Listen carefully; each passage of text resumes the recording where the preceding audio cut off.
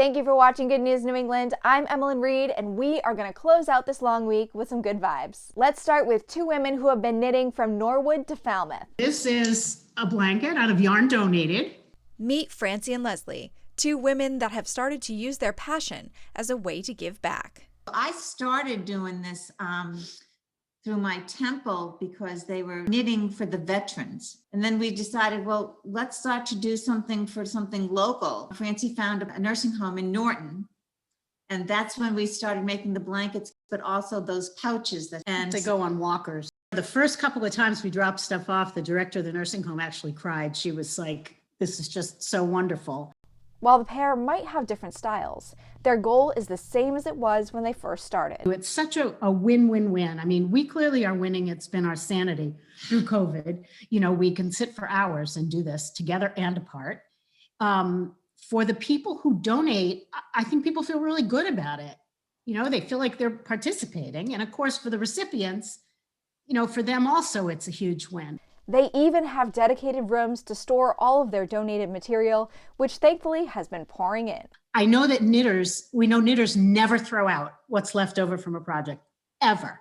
And so I said, I bet there are knitters out there who have bags and bags of remains, and I would be thrilled to take them. And Leslie and I are making these blankets, and the response has been overwhelming. Overwhelming. The pair says knitting has not only been a blessing to others, but to them as well. We're just happy to do it because first and foremost, it has really helped us through COVID. Yeah. Because we don't go anywhere, and to sit and what do you do all day long? And so that has been fabulous for us. And like Francie said, we are able to give something to someone, and that's great. Feels really good. In Abington, a man that says he was just trying to stay under the radar was caught in his act of kindness after his photo accidentally went viral on Facebook. Deputy Chief Jack Glynn of the Abington Fire Department celebrated Random Acts of Kindness Week by stopping into a local Mary Lou's and covering as many coffees as he could. With what I do for a living, you know, we can see the worst of things at times. I guess the thing that inspired me that particular week was a post on Annie's Kindness Blankets posting that it was Random Acts of Kindness Week next week. And I was just trying to think of something small that I could do, just something minor under the radar that might pick some people up. Glynn says while he'd hoped to remain anonymous, the donations were made in honor of Annie's Kindness Blankets and in memory of Alex Kokonos of Abington Police Department and Sergeant Michael Chesna, who was killed in the line of duty. I went in each day of the 7 days, and I put cash down with either the girl that was working, the manager, Jody, and told them, please buy coffees for everybody until the money's gone. The first couple of days, I asked them to let them know that it was in honor of Ann Brown, who passed away by suicide. I was unfortunately a first responder the night that he took her own life, but her girls and her family have become my family. And midweek, I asked them to this time say it's in honor of Sergeant Alex Kokonos. Coco, as we used to call him, young police officer in Abington. He took his own life. And so I wanted to honor him as well. And at the end of the week, I wanted to honor my friend, Sergeant Michael Chesna from Weymouth PD. When asked what inspired him to make the donation, Glynn simply said sometimes making someone else smile just feels good.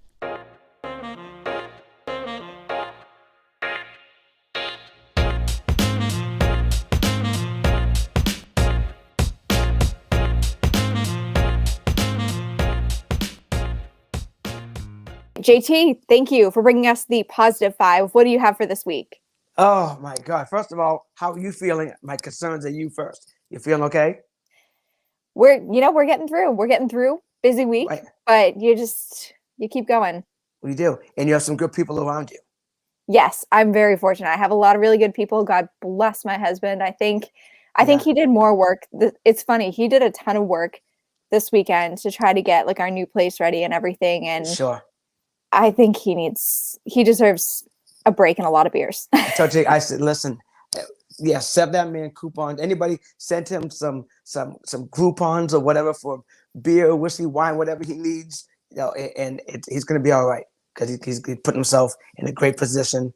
You guys are going to be awesome together. I can't wait to see the baby. All the craziness. It's awesome. But so what it brings me to you having good people around you is what a lot of people don't realize, and they're not taking advantage of the people that are around them that want to help them. And some of us are like, we have our pride and we're like, I'm good. We always say, I'm good. I got this. Don't worry about it. And you feel that you're weak if you have to ask for help. That's not the case. Most successful people have got there because they keep putting the right people around them.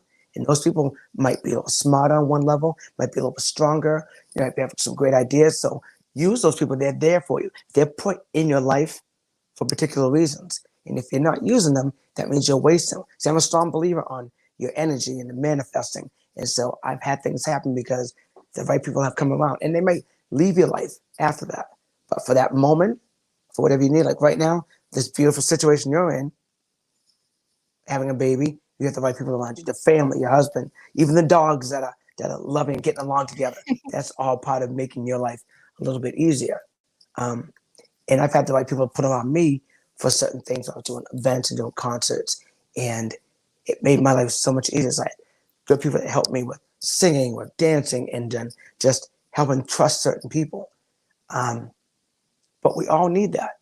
So when you stop for a second, look at yourself, okay, well, what do I need today? I need people to help me get this project together. I don't know how to build this, or I don't know what to do with. I have so many people that want to help, but I don't know how to organize them. Well, all of a sudden, person B is a great organizer. I'm like, you know what?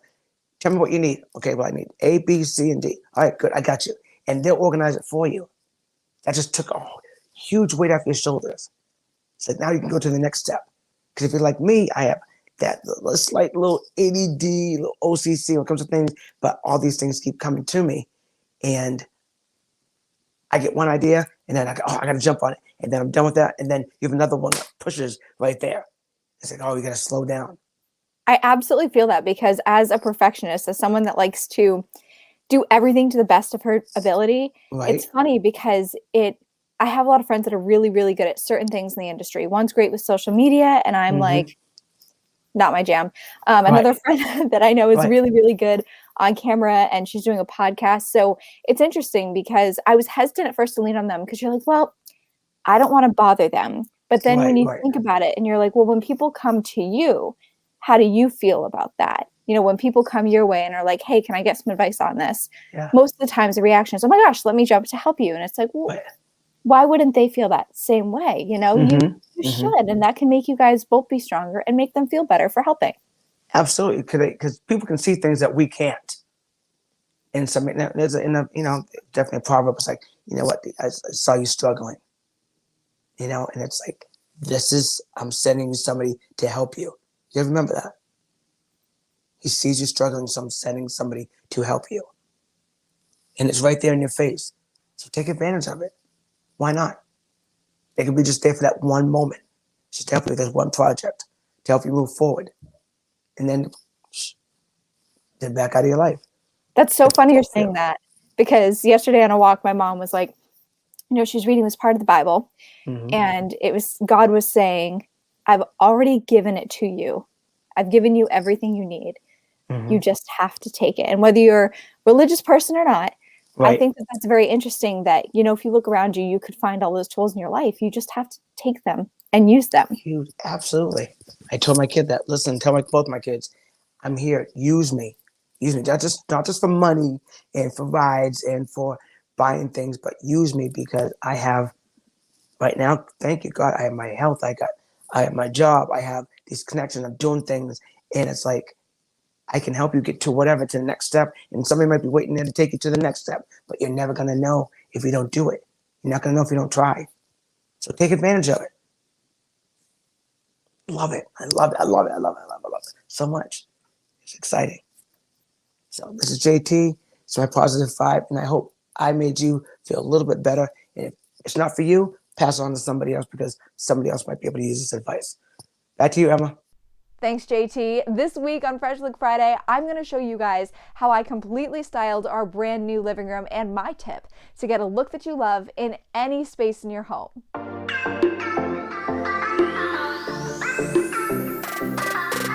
Hey everyone, happy Happy Freshman Friday. This is an episode that I am so incredibly excited about. This is going to be a total room transformation. I'm going to show you guys how we turned this into this relaxing, cozy space that has just a little bit of seaside charm.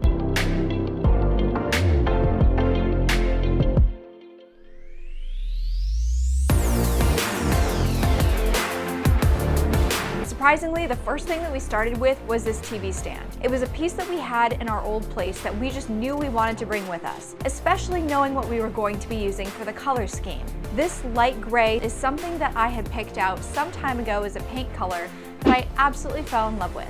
So we knew that this space was going to be a light gray with a white trim. The other piece that we decided to take with us because it matched so well was this gray and white rug. Thankfully, I already had rods and curtains that would match with this theme. That was also why we picked it. It was something that we already had a lot of and would be a really easy transition. For the photos, we decided to do something that was both personal and affordable. We picked pictures that were from our wedding and had them placed in frames that we got from IKEA for $10 each. As far as accents, I was already lucky to have a lot of beachy decor, like these coasters that I'm absolutely obsessed with that came from a small store called Juniper on Martha's Vineyard. That leads us to the next question. What did we actually buy? Well, first thing we were going to need was a sofa. We wanted something that was both comfortable and affordable, and thankfully we came across this piece on Amazon that was just the right shade of gray to match with what we already had.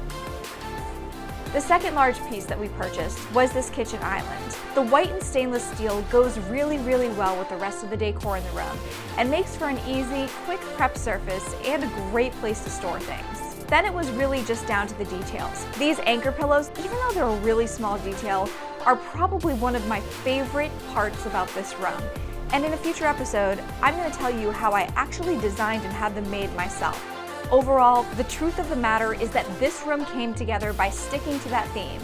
Gray, white, and little splashes of teal here and there that really came out through the prints that we hung on the wall. It's honestly just that simple. Stick to the rule of 3, you can never go wrong. That's it for this week's Positive News. Be sure to tune in next Sunday at 6 p.m. to stay up to date with all the latest good news happening around New England. And if you have a story of your own that you'd like to share, feel free to send me an email, emmalyn@emmalynreed.com. Have a great week, everybody.